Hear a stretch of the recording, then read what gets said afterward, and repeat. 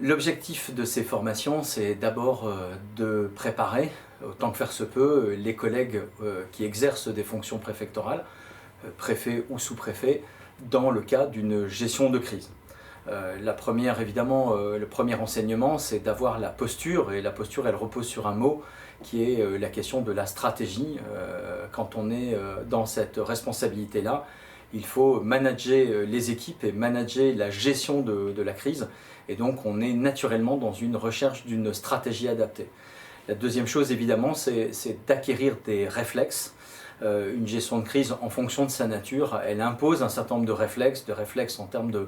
d'information, d'association des équipes, mais aussi d'anticipation et de pouvoir imaginer évidemment les conséquences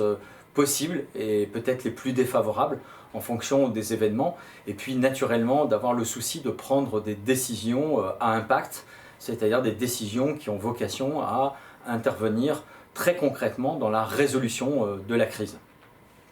Au-delà de ça, c'est évidemment de partager des expériences, de partager des vécus,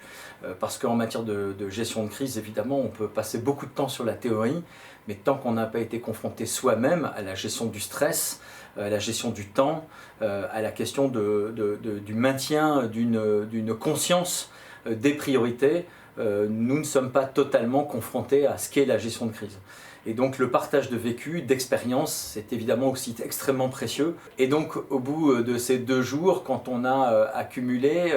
les discussions et les enseignements sur quelle est la posture,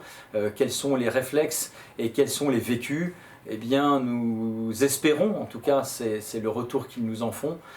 que nos collègues repartent avec un bagage un peu plus structuré, un peu plus lourd, pour leur permettre d'affronter dans un peu meilleures conditions les crises auxquelles ils pourraient être confrontés.